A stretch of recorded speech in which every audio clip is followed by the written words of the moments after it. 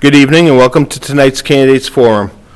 Tonight's Candidates Forum is hosted by the Republican Town Committee of Abington. Before we get started, I'll read a quick press release. Absentee ballots for the annual town election to be held on Saturday, April 27, 2019 are now available. Voters who will be absent on town election day during the polling hours, and those who are unable to vote in person by reason of physical disability or religious beliefs may file an application with the town clerk and vote by absentee ballot. Any voter who will be out of town on the day of the elections may file an application and vote in the Abington Town Clerk's office. An application for absentee ballot must be filed by noontime on Friday, April 26, 2019. Office hours are Monday through Thursday, 8:30 to 4:30, and Friday, 8:30 to 12:30. The polling hours on Election Day will be from 8 a.m. to 6 p.m. All precincts will be voting at the Abington High School, Middle School. Any questions regarding absentee balloting or any voting questions, please contact the town clerk's office. Thank you. Sure. Please rise for the Pledge of Allegiance. I pledge allegiance to the flag of the United States of America and to the republic for which it stands, one nation, under God, indivisible, with liberty and justice for all.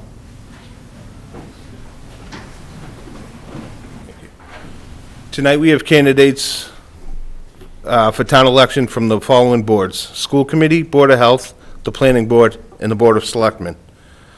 Before we get started, I'll read the rules for the candidates forum. The candidate's introductory statement will be 3 minutes maximum, followed by a question period for opposed candidates as a group, 15-minute times the number of candidates present for the specific office being contested. The question period for unopposed candidates as a group will be 5 minutes times the number of candidates present for the elected position. Candidates in each elective group shall answer questions on a rotating basis for a given elected position. If more than 2 candidates for an elected position are present, then the seating order will be the same as the order on the ballot for the candidates. Candidates answer to individual questions. Maximum time will be 2 minutes per question. Written questions from guests in the audience are invited, encouraged, and even requested.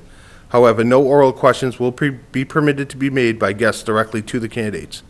All questions must directly or indirectly relate to the policies of the town board or duties of the elected position being sought, or about a public issue of general interest to the voters of the town of Abington.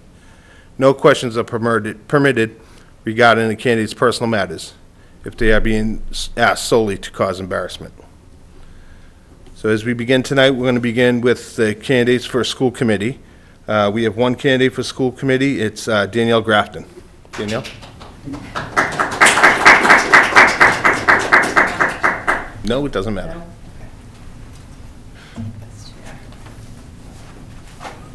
Oh, not that one.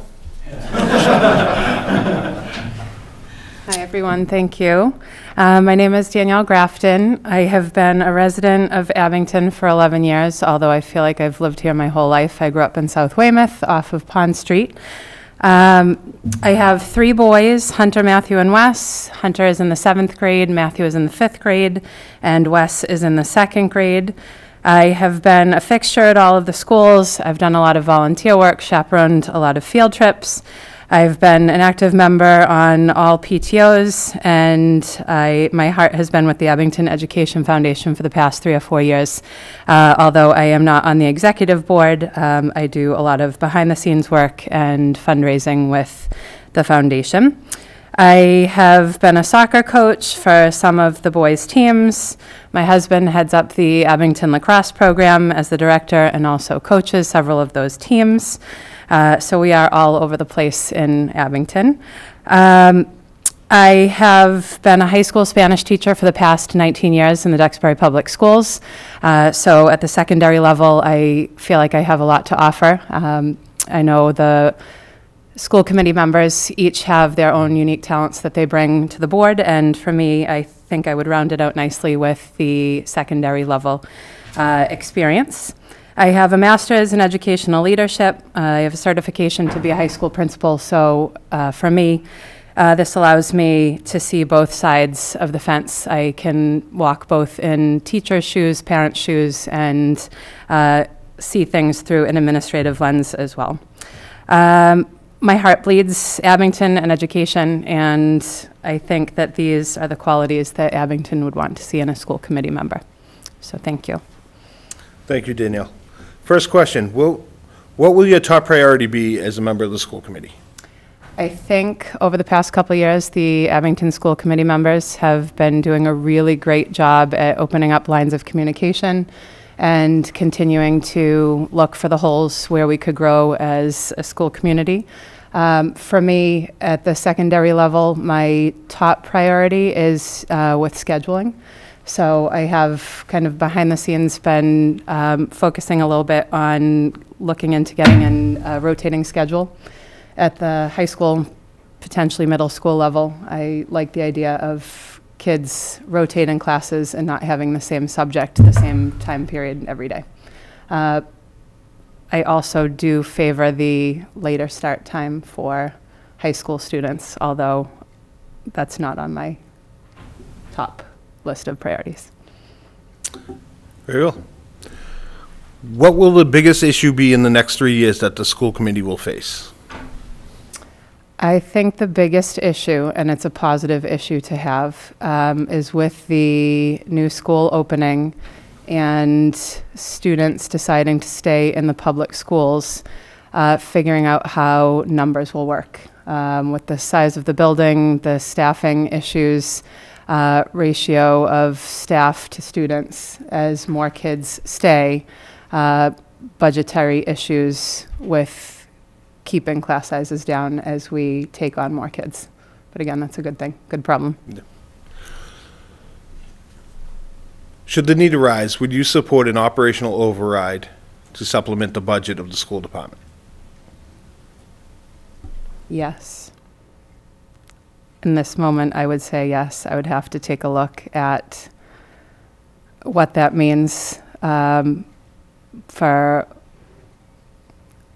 I would have to take a look at the numbers, sacrifices, anything on the cutting board, but yes, I think the school is the heartbeat of a town, and it's important to fund it appropriately.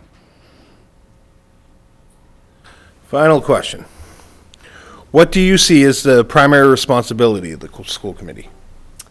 I think the primary responsibility of the school committee is to support the superintendent and staff that we have hired. They are experts at what they do. I do think that community members have a lot to offer. So I think in making sure that we're not just keeping the ship afloat, that we're steering it in the right direction. As a school committee, it's to sit and listen to what the experts that we pay to do their jobs do, and also offer our advice and thoughts as parents and leaders of the community. Thank you for stepping up and volunteering.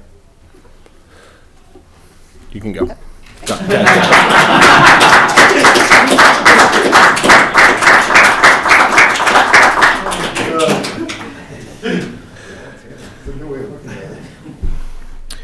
Up next will be members running for the Board of Health. We have 2 members running for the Board of Health, Alex Haggerty and Aaron Christian. Guys, come on up.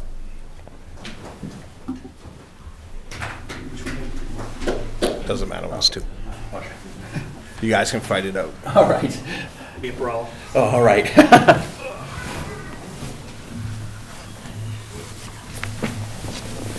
All right, you have 3 minutes. We have 3 minutes for introduction statements, so we'll start with you, Aaron. Good evening. I want to first start by thanking the Abington Republican Town Committee for hosting this event, and Abington Cam for filming it as well. So my name is Aaron Christian. A little background about myself. Some of you might remember me as Abington's Mayor for a Day from the Abington Tricentennial back in 2012. But I'm also a recent graduate of Abington High School, an Assistant Scoutmaster and Eagle Scout of Troop 41, and the President of Crew 41 Abington.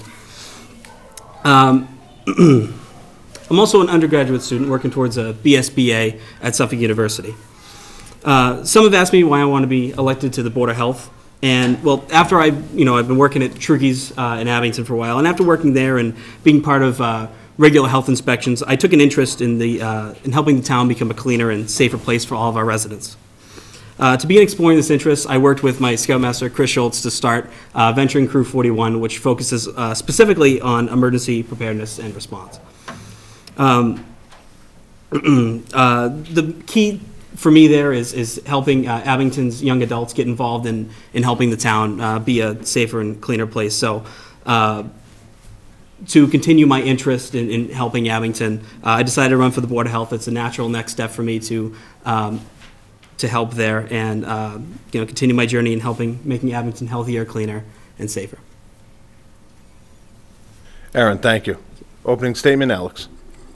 Hello, everyone. Thank you, Mr. Moderator. I would like to, so my name is Alex Haggerty. I am an Abington Board of Health member seeking re-election to a second term.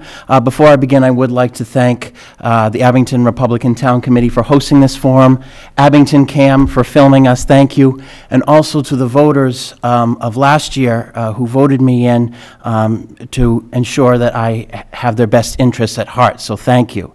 A little bit about myself. I am a lifelong resident of Abington, born and raised, graduated from Abington High School in 2013. I am currently in my final year, earning my associate's degree in social science and political science. As for my work, I've worked in varieties of things. I have worked in the food industry with both servicing and management, promotions in retail with retail companies, and also human resources with the Massachusetts, with the State House. So how would I describe myself to this? So why am I asking for another term on the Abington Board of Health? One word to describe me would be devoted.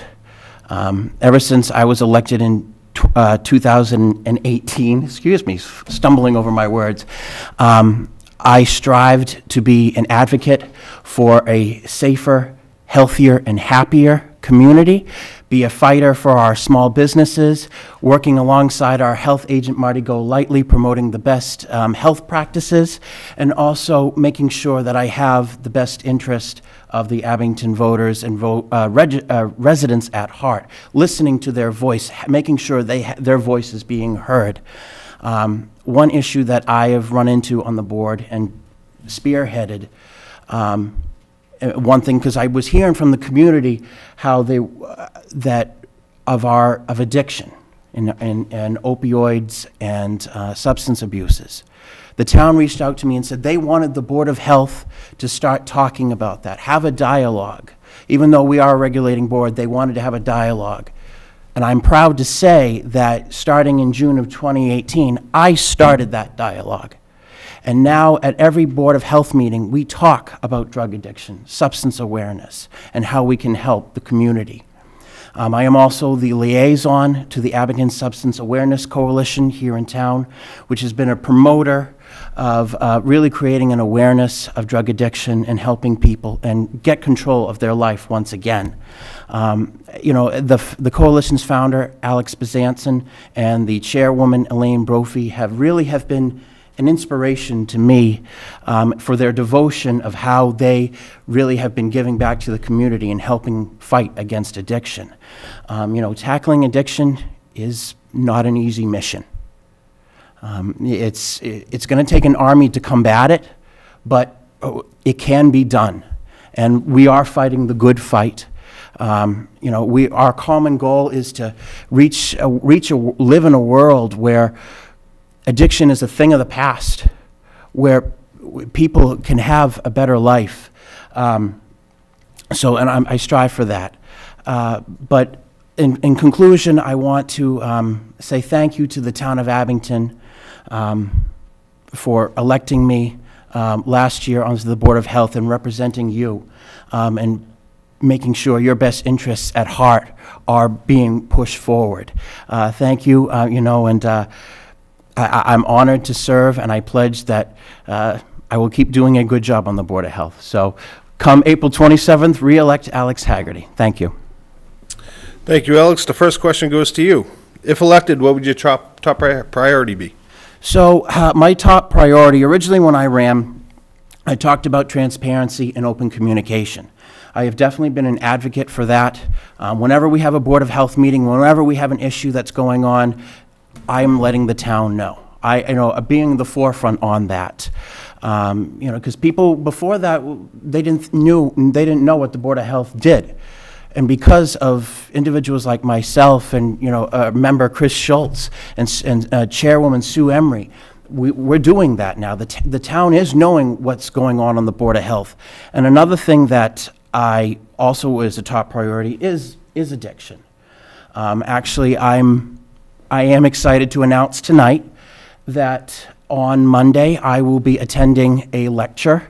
I was invited to go to a lecture hosted in Boston by the Pioneer Institute. They will be hosting a lecture with U.S. Secretary of Health and Human Service, Alex Azar. I am going to be able to have a conversation with him and how I can better tackle the opioid crisis and drug addiction and substance awareness in town. So that is one thing those are my two top priorities. Thank you, Alex. Aaron, same question. My top priority on the Board of Health would have to be emergency preparedness and response. And I think I mentioned before, the venturing crew I started, that's their primary focus, emergency preparedness and response. And I think that for each Board of Health member, the Board of Health is a regulatory board, and as a body, it's very difficult to do a lot of things other than regulate. And so I think when it comes down to is individuals, for example, like myself being elected to the Board of Health would involve me taking my connections to the scouting units and trying to educate the public on what we're doing for emergency preparedness and what they can do.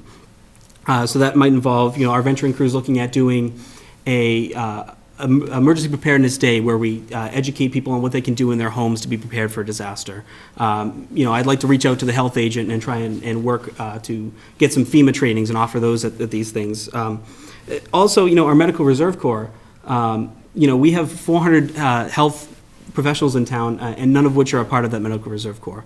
And, I think that's where having, that dialogue with the health department, our health agent, as individuals of the board, and especially in my case, we can try and build that awareness and build that education to get some outreach and create something very positive for the emergency preparedness of Abington.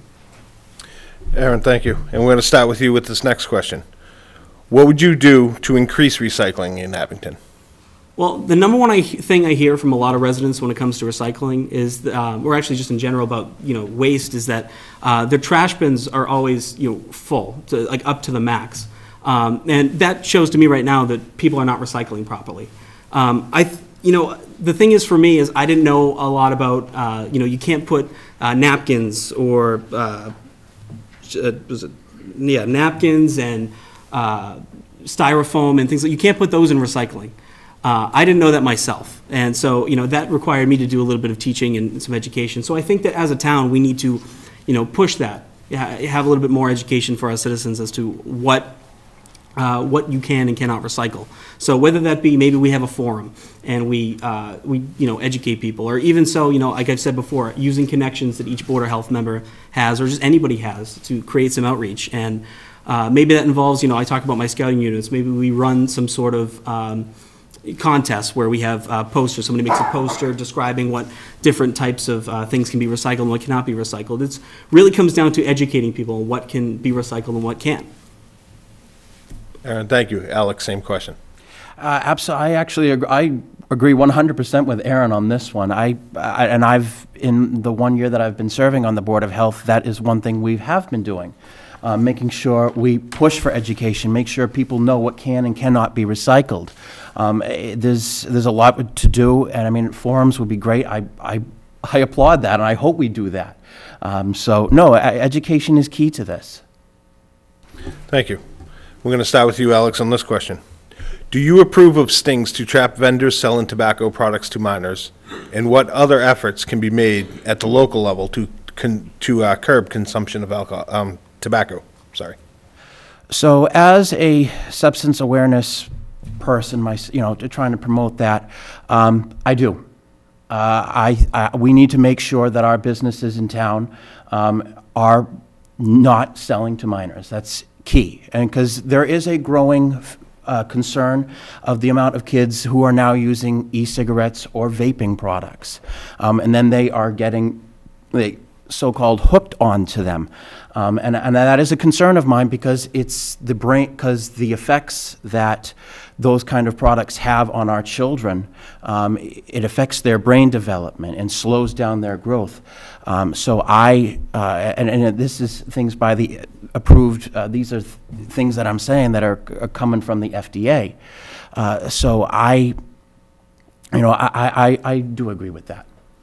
Thank you. Aaron, same question. I'd have to agree with Alex. I think what it comes down to is, we have regulations for a reason, we have laws for a reason, and, making sure that our businesses are following those is very important.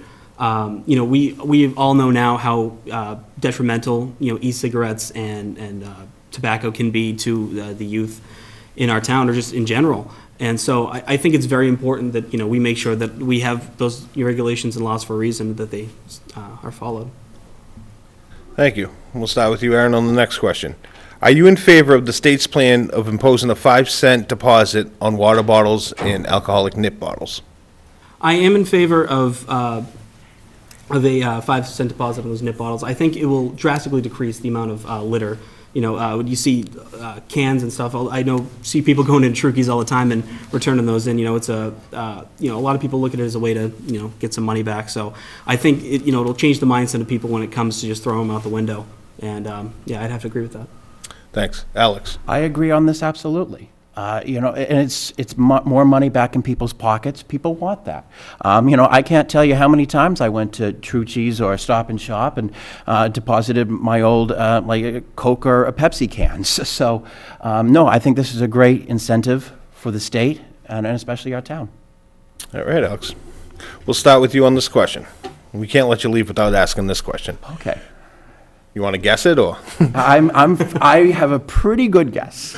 Do you favor banning plastic bags at retail establishments in town? Okay. So, for this one, I believe that this should be up to the town to decide. As for my personal opinion, no,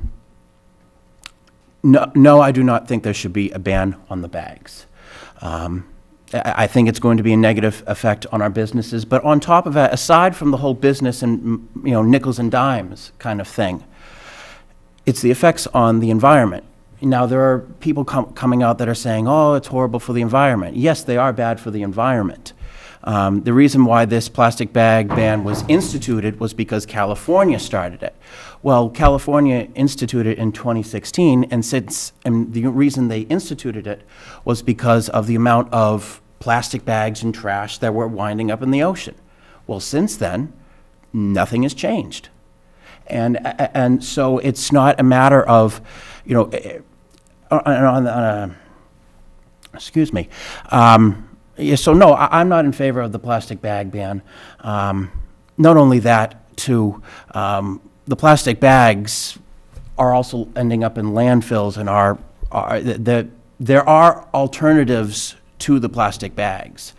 There's one thing that I've been advocating on the Board of Health, that instead of, so if the Board of Health decides to go with the plastic bag ban, which as of right now, that looks like they most likely will, but even before the state, I am advocating that we make sure that we do give an alternative to our businesses here in town. There are biodegradable plastic bags. Boston uses them, Bridgewater uses them, and actually California uses them. And they're about the same price as plastic bags. So I think that would be a great alternative if the ban does go in. Thank you, Alex. Aaron, same question. Well, I'd have to agree with Alex. I disagree with banning plastic bags as well. And I think the main thing for me right now is the fact that it seems like such a non-issue. We just, right off the heels of the first of this year, we just started with a styrofoam ban. And we haven't really had a chance to see, how's that playing out as well. Also, I think even Alex has said that the state government is looking at a bill. I think it would impose a fee on some reusable bags.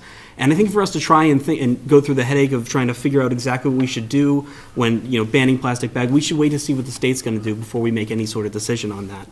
I mean, also as well, plastic bags have been, proven versus paper bags and cotton bags to be environmentally, more friendly because the production it takes to make paper bags and make cotton bags, there's more of a carbon footprint putting in and more water production and everything like that going into making these bags than making the plastic bags. It takes a lot more uses to be just as efficient. So, no, I do not support banning plastic bags. Thank you, Aaron. You'll now have time for a closing statement. Alex, we'll start with you for the closing statement. All right. So it's been an honor for me to serve as on the Abington Board of Health in my 1 year. I've definitely learned a lot, and I'm committed to this town. I love this town. I was born and raised in town. So was my father and his siblings. I could continue going on reasons to reelect me to the Board of Health, but instead I want to say something that's near and dear to my heart. This month is Autism Awareness Month, and I bring this forward because back when I was in 3rd grade, I was diagnosed with Asperger's syndrome. I was told that I would never speak. I was mute. Even though I loved theater, I loved learning about JFK and Disney movies. But they told my parents, you won't amount to anything. So to be here tonight, to stand in front of the town as an elected official, working on their behalf, putting their best interests at heart, it's an honor for me, and also it's a statement of how strong that the autism spectrum and Asperger's can be. They tried to say that Asperger's would hold me down, that Asperger's would define me. Well, I'm here to say that Asperger's does not define me. I define Asperger's. Thank you. Thank you, Alex. Aaron. I was thinking about it earlier today, and I think I was 12 years old, sitting down in my living room watching the annual town meeting, because, all kids do that. But it was, something I found absolutely interesting and fascinating at 12 years old. And, as time has gone on, I've tried to educate myself and get a little bit more insight into the politics of the town and such. What Abington needs right now is somebody young and fresh to come in and shake things up a little bit, bring in some new ideas. And, I know for a fact I'm the youngest guy on this ballot, and I hope to make that young, new, fresh change. And it's very important. And, I want to start somewhere where I know that the impacts will be seen, a number of places, when it comes to whether we pick plastic bag bans or NIPS or things like that. Whatever the board decides, I want to be a part of those decisions. I want to be a part of all that and make that change. So I would really appreciate one of your 2 votes on Saturday, April 27th. Aaron, thank you. Candidates for Board of Health.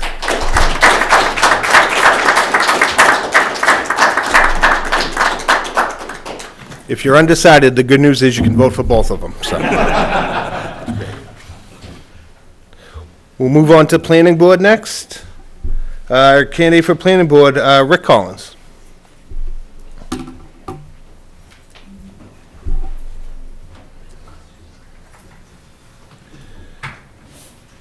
Thank you, Rick. You have 3 minutes for opening statement. All right.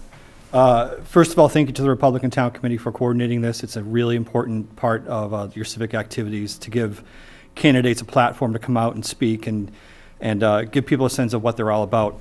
My name is Rick Collins. I live on Orange Street, my wife and 2 children. I'm finishing up my first term on the Abington Planning Board. I am also on the board of directors at Abington Youth Soccer, where I'm also a coach, and I'm currently the chairman of the Ames Knoll Master Plan Advisory Committee, where we're looking to clean up the state park and convince DCR to invest some money into the park to really bring it up to where it should be. I'm proud of the improved communication and outreach that I've helped lead on the planning board in my first term. I was a person who started using social media to let people know what's coming up on our meetings, to post our agenda and start having conversations about what we're going to be talking about, answering questions.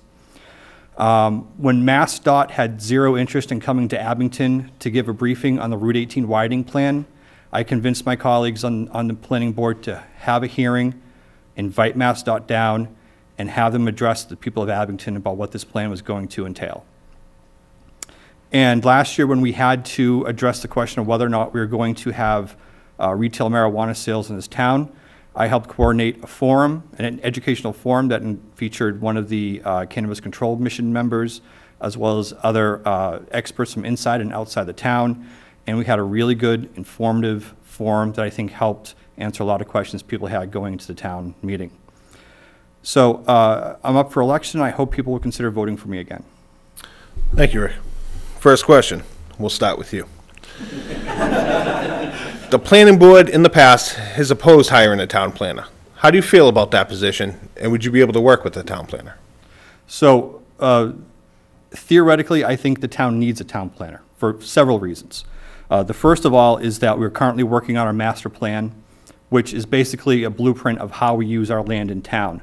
What land is commercial versus industrial versus residential, how we can improve our commercial districts and business districts, increase our commercial tax base, how we coordinate our recreational and open space. And to do that with 5 volunteers who meet once a month is very, very difficult. And frankly, I don't think the town benefits from that lack of expertise. A town planner also lets us know where we're falling behind when it comes to best practices and standards that other communities are using to improve their community. As a town, we have to overhaul our zoning bylaws, which town council has said are, I think, quote unquote, a big mess and well outdated. And basically, we need to figure out how to grow our commercial tax base, and that's something that the town planner really is involved with. Last year, I was very vocal that if we can't afford to hire a town planner full-time in Abington, we should look to partner with one of the communities around us and see if we can at least split it. For instance, a town like Whitman, where we have a lot of the same issues. We both have Route 18. We both have growing residential pressures. We both need to revitalize our downtowns. Same with Rockland. We could benefit by sharing with Rockland, considering we both share the air base, we share a water system, we share commercial roads. It's something I really wish we'd give more serious concern to, but I understand the town budget is what it is, and there are other pressures and other things competing against it. But ideally, I'd love to be able to have that conversation again sometime. Thank you.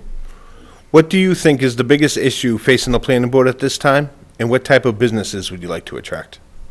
So the biggest challenge right now is we need to finish our master plan, and that doesn't sound like a very interesting argument, but what the master plan does is it informs everything we do in terms of how we use our land. It informs how we're going to revitalize our downtowns. It informs how we're going to grow our commercial tax base, how we're going to grow senior housing, how do we invest in our parks and recreation and open space. All these other pieces that just all get tied together, these are the things that we talk about and look at and put together action plans based on. So if we just finish this plan and just then let it sit up on a shelf, it's a waste of money, to be quite honest. So I think the biggest thing we have to do is to finish this plan, make sure it draws out a great idea, a path forward for how the town can invest the commercial investments we need, how we can invest in ourselves as a community, and put an action plan and then follow that action plan and get some results. I think that's the biggest thing. The second biggest thing is I think as a board we need to learn to say no more often. And that's not to be obstructionist, because we can't be obstructionist, and all that does is then just give us big lawyer bills as the developers will challenge that. What it is recognizing that if a developer comes to us and we don't like a plan, we can ask them to change it. We can ask them to make it better. And we don't do that enough, in my opinion. I'm willing to vote no at times, and this is not anything personal against my colleagues, I think we need to be willing to say, this doesn't meet our standards. You need to come back with something that's better for the town. What was the third part of the question? Type of businesses? Yeah, what type of businesses would you like to attract? So we have several acres of underutilized land at the northern end of the town, particularly along Route 18 and Route 58. And I'm not saying we kick people off the land. What I'm saying is that we need to figure out ways to attract investment into those parcels. We're starting to see, it's amazing how in this 9-year commercial buildup we've seen all around Greater Boston. We've seen just about zero in Abington. And I don't know quite why that is. But we have an awful lot of land that's underutilized. We have 4 state highways in this town. We're only a couple miles from Route 3. I think we need to figure out ways of attracting more businesses as they get priced out of Boston and Cambridge and Quincy and Braintree, that the next towns down are going to be towns like Abington. I think we need to do a better job marketing ourselves towards that. Thank you. Next question. Do you support 40B housing in general? No. I think 40B is a terrible law that needs to be eradicated immediately. That's based on the Inspector General a number of years ago finding just rampant corruption in the program. That's based on the Senate post-audit committee finding the exact same thing. I helped work on that committee study, finding that the protections that were in place to make sure developers weren't cheating the system were lax. Actually, they just didn't exist. And developer after developer were just fleecing the system and getting these huge projects with no oversight. I think we all think we need to do a better job or figure out how to get more affordable housing, small A affordable housing in the region. Home prices are great if you already own a house, but if you want to buy a house in the community we grew up in, it's very, very difficult. I don't think 40B is that project. I think we need to look at other states and see how they are attracting investment in affordable, smart, working class housing, because the program's just, it doesn't make sense. It incentivizes large homes that I don't think meet anyone's traditional definition of what an affordable house should be. Thank you. What is your opinion on a connector road between Route 18 and Hancock Street? So this is something we've heard a lot about in our planning sessions. And the idea being that basically between Route 139 and Route 123, there is not a single east-west connector road. And what that means is that if you're someone who lives on the western side of the town and you need to get to the high school or the town hall, which is basically our new center of government, you need to take a long way around in order to get there. And the absence of a town doesn't mean kids aren't still walking through the woods. It means they're walking through woods in people's backyards in order to get to the high school to be a cut through. I think we need to have a conversation about building a safe, monitored, maintained access trail from between the library out to out to Hancock Street. The road that it would connect to is already built, has the infrastructure in terms of it's wider, it has sidewalks. It's something we need to have a conversation about, especially as this area has become just the hub of really the town's government. It's our town hall, it's our library, it's now grades 5 through 12. And to have kids have to sit on buses to go 2 miles out of the way when they could walk down 200 yards, I think is just, it doesn't make sense anymore. So we need to have a conversation with the residents and the neighborhoods and the parents of school kids and see how we can do this in a smart way. Thank you. Another two-part question. Are you in favor of the proposed zoning bylaw changes which include expanding uses in the MPPD zone? And do you favor expanding the zone where marijuana establishments can be located? So this is, for those who don't know, we have a district basically called a Muppet district. It's MPPD. And it's supposed to attract larger scale uses. And for a while, when it was written a number of years ago, it had very few uses by right, which I think some people in town have said doesn't make much sense. However, in our discussion the other night, I voted no against it. And I voted no, and I encouraged people to vote no against it last year because we keep doing these piecemeal changes to our zoning laws. And all this does is just create more confusion into our zoning laws in terms of what's allowed where and when. What I want to do is to finish our master plan and do a complete overhaul that takes into consideration the changes being proposed. I don't think it makes sense to do it one district at a time. I think it's a better way to do it, a smarter way to do it.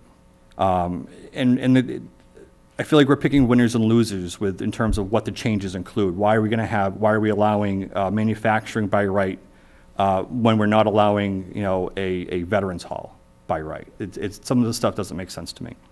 In terms of expanding the marijuana district, Right now, it is allowed along 58 and 18 on the very northern tip, basically our industrial base.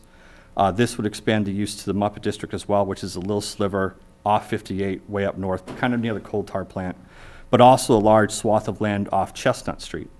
I don't think there would be a problem if it expanded to Chestnut Street as well. It's not near schools, it's not near residential neighborhoods. The traffic is okay off Chestnut Street. I think that when you're looking at locations where uses of a new industry are probably would be beneficial, I think that would be one of them. So yes, I would support it. Thank you. That was the final question. You have 3 minutes for a closing statement. So thank you very much again for having this. I hope I'm elected because I actually think the planning board's kind of fun. Even though we're talking about zoning laws and master plans, really when you get below that, these are the things that help make Abington Abington. These are where our businesses are created. This is where our homes are created, where our neighbors buy their in the new subdivisions. This is where how we build out our parks and recreation systems, and how we connect them with walking trails and biking trails. And I'm really interested in being around for the next 5 years to help decide how that's all going to look out. So I really hope people will vote for me on April 27th. Thank you. Rick, thank you. Rick Collins.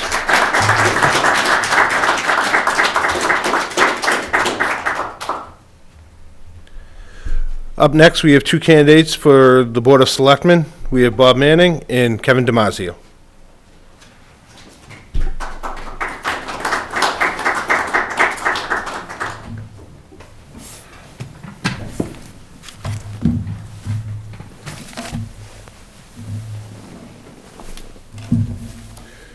Thank you, guys. You have 3 minutes for opening statement.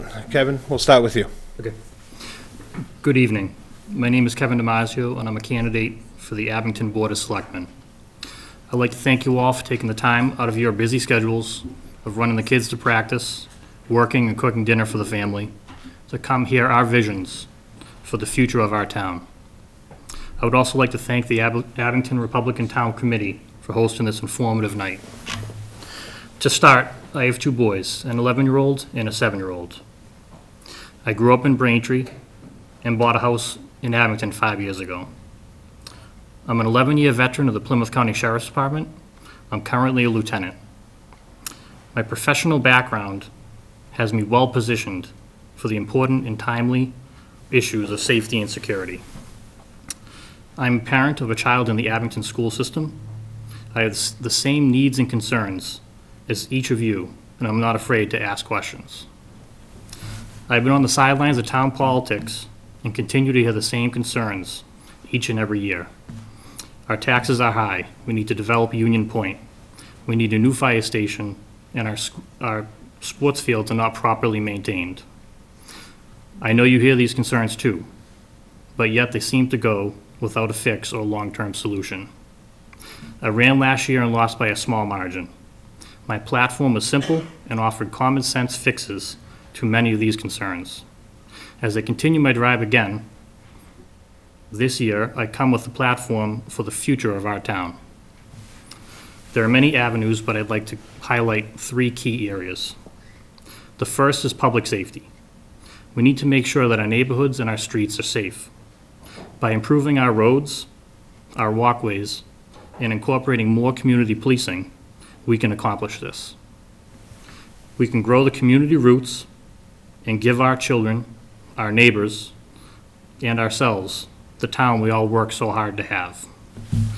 The second is keeping the commitment to our seniors. We have a council on aging that has seen some of their budgets zeroed out. We close our council on aging in the early afternoon and aren't able to offer full-day services to our seniors who help shape this town into the one that we are raising our kids in today. The third area is creating an Abington Chamber of Commerce to improve our relationship with our businesses in town, which will work to come up with an economic development plan. With the expansion of Route 18 and the failure of yet another developer at Union Point, the time is now to create a group that will represent Abington's business community in the 21st century. We need to let people know that Abington is open for business. It's time to build the Abington of the future.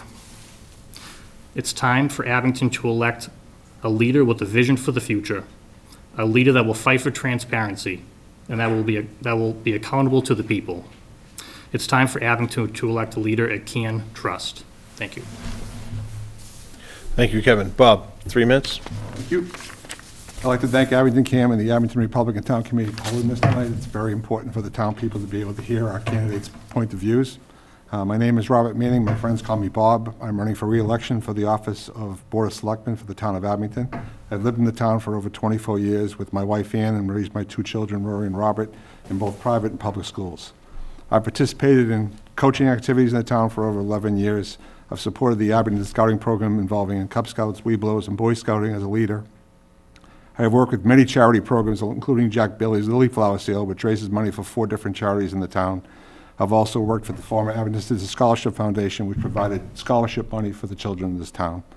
I've also been involved in the St. Bridget's FinCom for over a decade.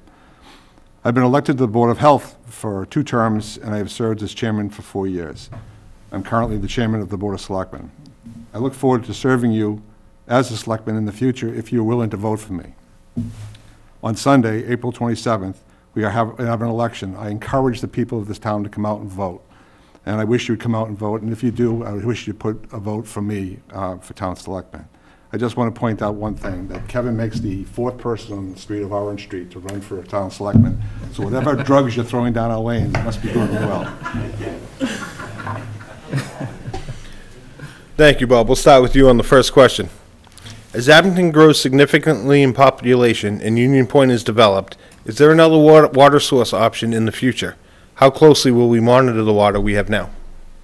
Well, we rely on our Rockland, Abington water sources in our wells currently right now. And at the Union Point Preserve, their long-term plan was to bring in Mass Water Resource Authority right to our edge of our property land.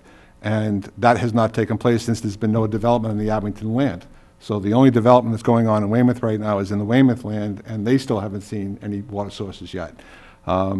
Recently, they've approached the town to look at some of our former wells to see if we could actually revive them, to see if we could get more water out of them. That was not successful. So currently, I think it's important that the town of Abington maintain what it has currently for support for its water structure and be very reluctant to offer any outside water source to the Weymouth development. Thank you, Bob. Kevin, same question. So our water system in town is pretty old, our structure, and it does need to be updated. I know we have updated some parts of it, but it still needs more updating. As far as Union Point, they do have an MWRA build-out plan, but I don't believe that, it's a lot of money to do it. So at this point, we can't be giving up any more of our water to anyone. We need to take care of our town first. As far as different options, I would also be looking into, what can we do as far as taking care of our system, but we also need to look at other avenues. Do we take another look at the wells? Do we look and see if we can drill new wells? But the bottom line is we need to make sure that we're taking care of Abington first and making sure our system is up to date. Thank you, Kevin. Next question, we'll start with you on this one. How do you feel about the recent Board of Selectmen vote to renew the town manager's contract? This was something that I spoke out against. In our town right now, we have many departments that are understaffed. Right now, we are facing, I believe it was roughly a $1.5 million deficit. And it doesn't feel like there is accountability in town. We have a DPW that's understaffed, grossly understaffed. We have a police department that has a lot of turnover. There's a lot of issues that seem to be going on in town with really no answers. I did not support renewing the town manager's contract. Again, I spoke out at the selectmen's meeting. I think that we should be looking at other avenues right now, especially seeing that a elected board of 5 doesn't have much of a say in town. We have one appointed person. If we should look at different options if that's the case. Thank you, Kevin. Bob? I was in favor of renewing Rick's contract. It's, in my experience, which is limited for the last 9 years of being involved in town government, it's not frequent that we turn around town managers and we look for stability in our town, and I believe we have some stability in our town, as seen in the current meetings with other members of town leaders, town managers coming up and speaking on his behalf. I'm not saying that there's not room for improvement. There's always room for improvement for everybody in there, in every job. But I think where we currently stand in our town, I thought Mr. LaFawn has brought some stability and normalcy to the town. And I think there are always room for improvement, but I was in favor of renewing him. Thank you, Bob, and we'll start with you for the next question. What do you feel are your qualifications and background that make you a good candidate for the Board of Selectmen? I have 34 years' experience working for state government, 25 years working for the Department of Revenue, where I was a tax collector, tax auditor, tax manager. I had a variety of backgrounds in finance and how corporations and/or individuals deal with those finances. I recently have been rolled over to managing the hardware assets for the state of Massachusetts for 27 different agencies. I feel that brings me a lot of management skills and management opportunity. I bring forth a background where I volunteered in the town for many years, over a decade in the sporting and for the sports. I dedicated over a decade of town to work in the scouting program to educate and revitalize our children. And I heartily believe in the scouting program. I've also tried to assist my parish in maintaining it. We were in a welcome back barbecue for St. Bridget's School for 11 years. I've sat on the FinCom for the St. Bridget's Parish for over 11 years. I just believe that you have to be involved in your town. You have to know a lot about different sections of the town. And I believe that because of my background and being in town now for 24 years, I've been able to learn a lot about what the town needs, and I'm trying my best to do what's right for the town. Thank you, Bob. Kevin, same question. So my background is in security and law enforcement. I've been at my job now for 11 years. To entail what I am now, I'm a supervisor. So I'm a first responder, I'm a supervisor, I'm an investigator, an evaluator, and I have to make split-second decisions. All this I have to do while also reporting to a shift commander and also supervising 80 officers at the same time. With that, I also have to manage anywhere from 200 to 300 incarcerated inmates, all within an 8-hour period, to make sure that everyone goes home safe, all issues are resolved, reports are done, questions are asked, and that I don't miss something, because I'm held responsible in court. As far as with the town, I am in town. I've been an active member in town. I've been coming to a lot of the meetings. If I don't make a meeting, I can also watch it on YouTube. I can watch one of the Abington Cam videos, which they put on, which is great. I have a young child that is in sports in town and in the schools, so I speak to a lot of people on a daily basis. I think those are all key things that would help me do this job. Thank you, Kevin. Bob, did I ask you that question yet? Yeah. Yeah, you're good? All right. Do you want to answer it again? Sure. All right, so Kevin, we'll start with you here. Proposition 2.5 override, would you support it for operating expenses? I would not. I would not do that. If we are looking at something like that, then we need to take a hard look at our budget and where is the money being utilized, where are we wasting money. Something like that, I would look at maybe more of a like a top to bottom review of all the departments in their budgets. Make sure they're running effectively and being funded properly, and we're not wasting money. But I would absolutely not support that. Thank you, Kevin. Bob? Well, having been to at least 5 or 10 town meetings and seeing the goods and the bads and the uglies of what's happened to this town, where we've had to lay off people and lay off positions, I am not one who would want to even go for an override, but I believe I'd leave it up to the townspeople to make that decision.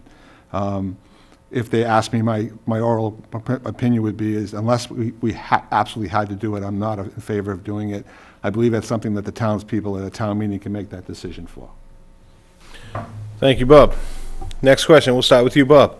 Do you agree with the golf course, with the town taking over the golf course, the management, and the running of Strawberry Valley?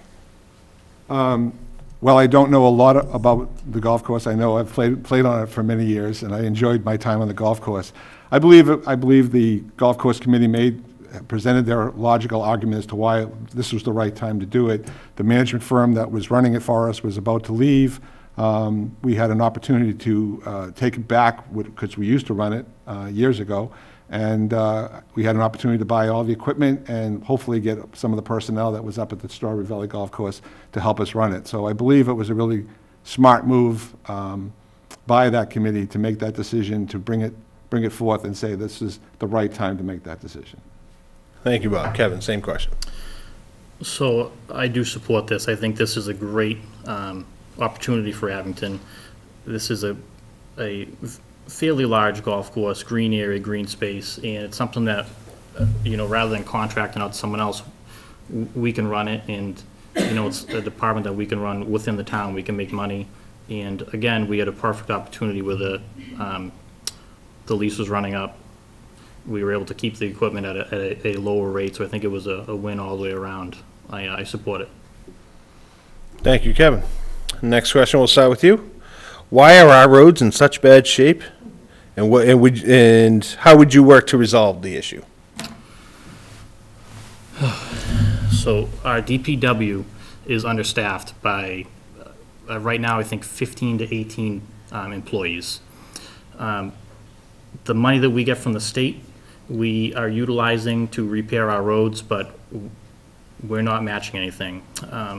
We do have a complete streets initiative that we are part of. We've been part of it for well over a year.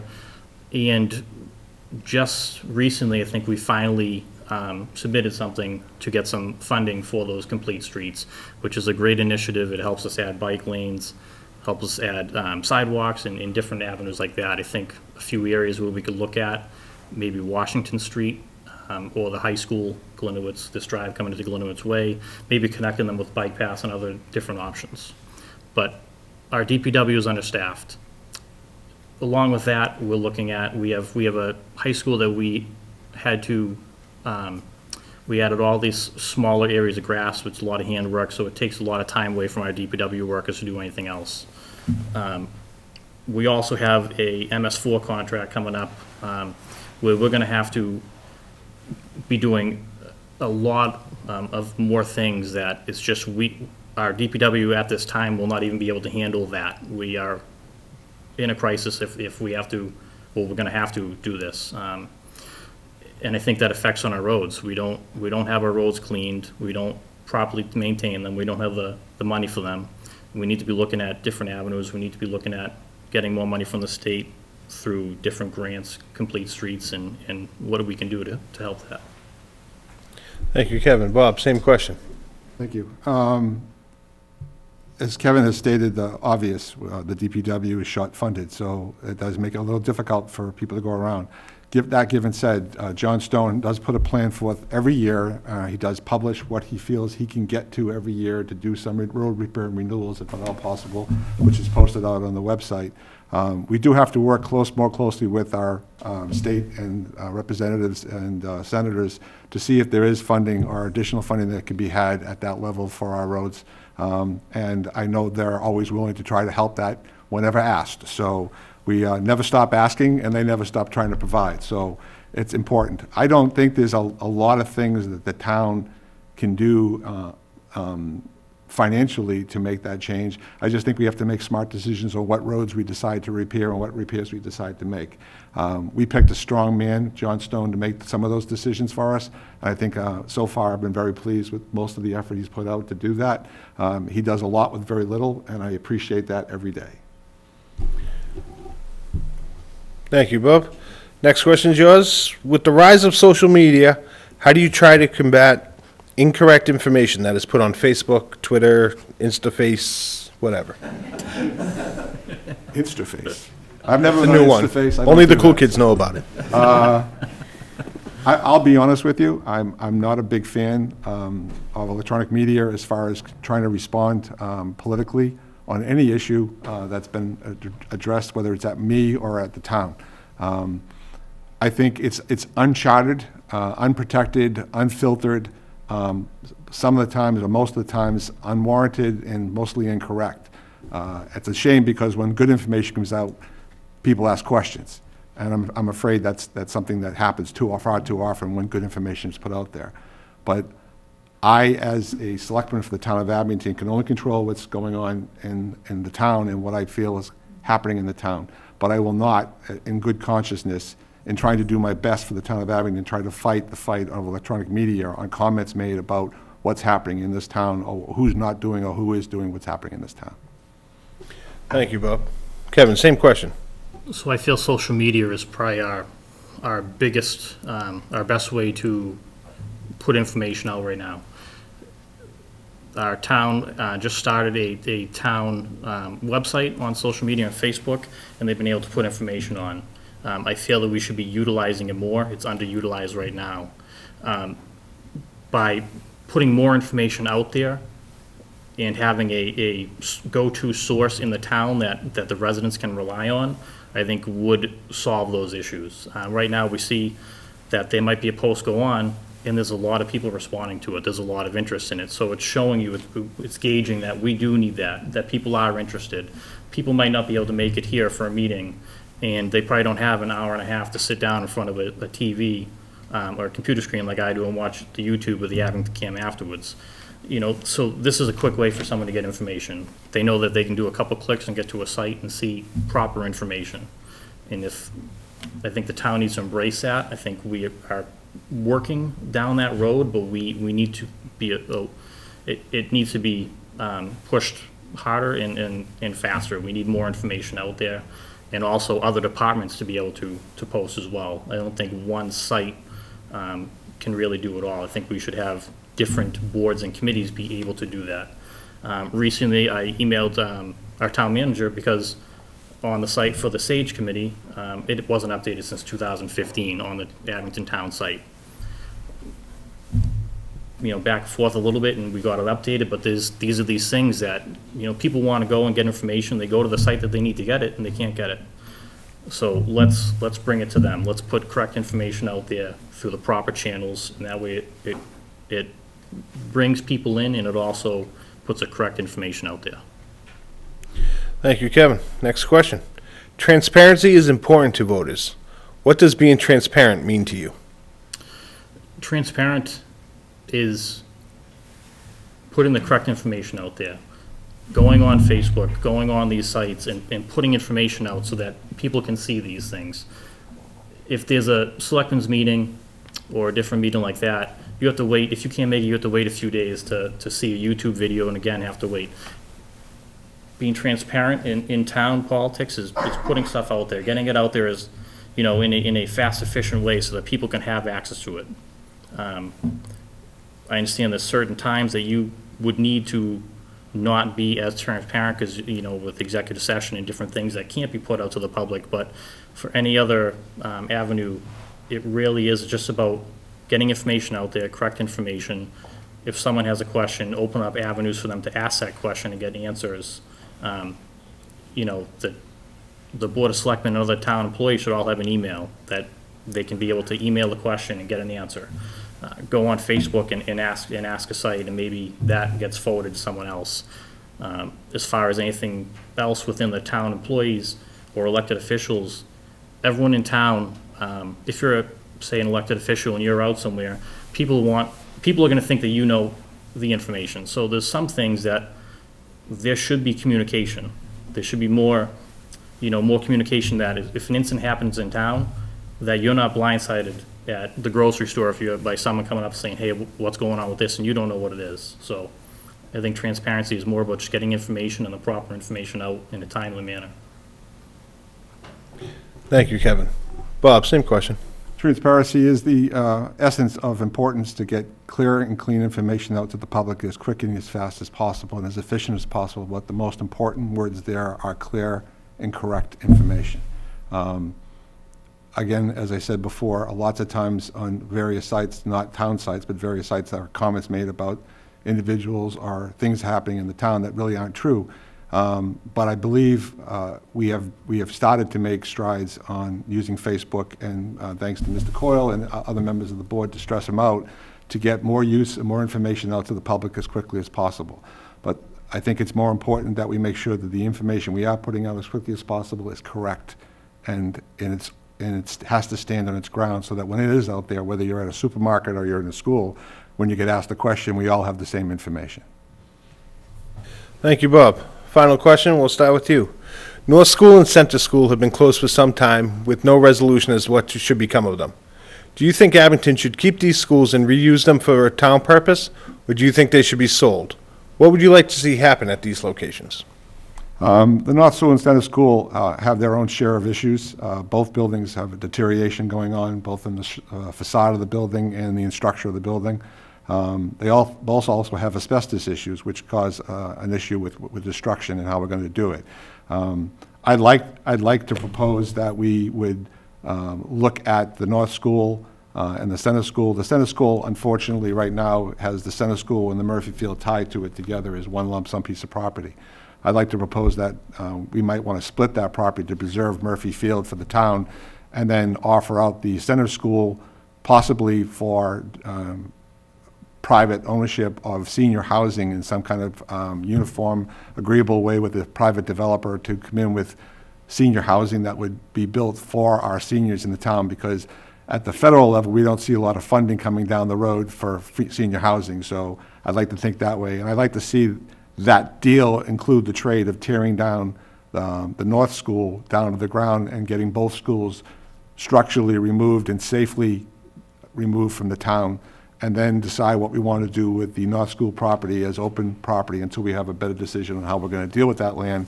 But in the Center School, tried to work with a private developer to agree to tear both buildings down and also build senior housing in a somewhat deal that can work with the town to get that done using CPA funds or anything else that we can do to get that happen. Thank you, Bob. Kevin, same question. So I will say, last year I brought this issue up. I would have liked to seen the both schools restored and kept that architecture. I mean, that is an older part of Abington, older buildings that, really add character to our town. I would like to see CPA funds used. Unfortunately, I think that, the years have taken a toll on them, and, minimal maintenance to the buildings, because they're empty, has further deteriorated them. So I don't think we're in a spot now to be able to restore them. I do agree that they're two useful sites. The Center School, two different options that I would like to see is senior housing or a youth center for our children. We need some place for our children to go. The North School, that has been talked about by the fire chief as far as putting a fire station in, seems like that's the only thing we haven't built new in the past 10 or 20 years.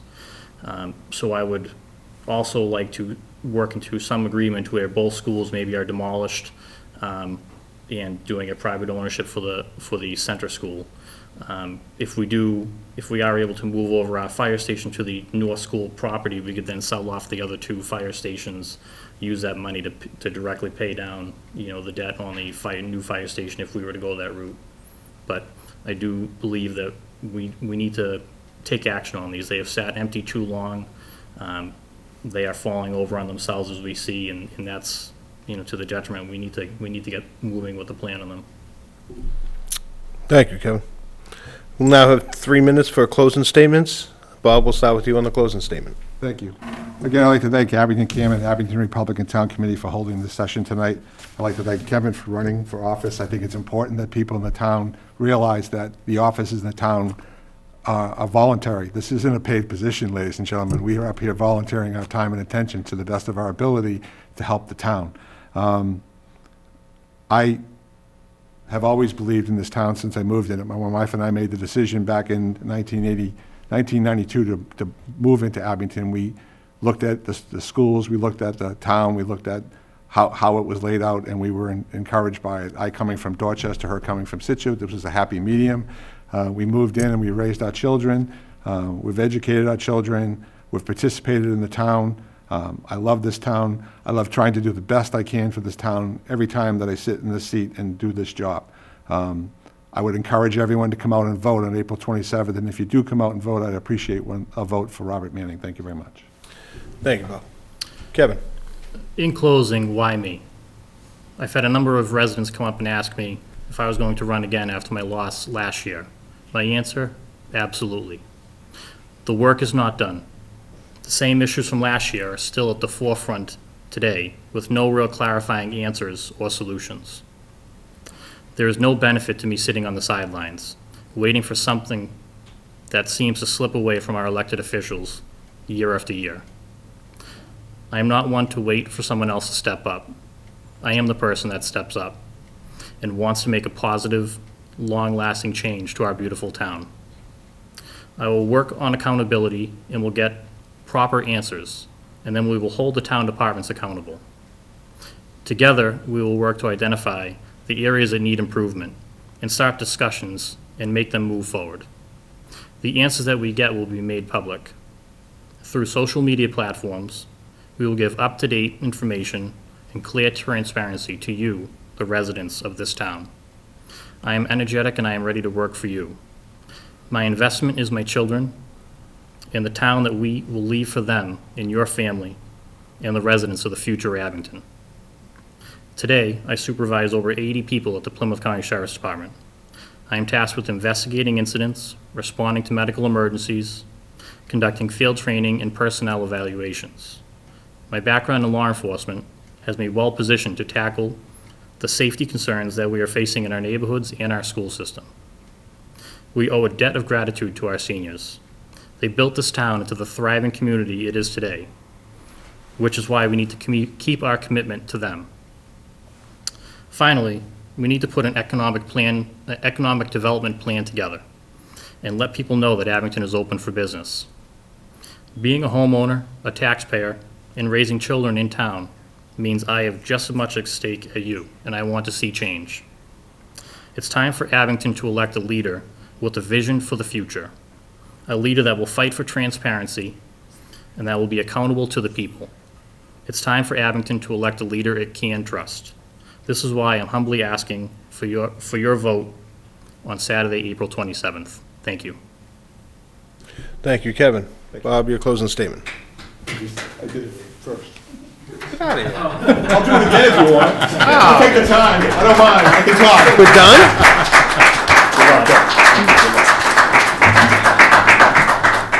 I appreciate that. Hey, no problem. Trying to give you Very extra nice. time.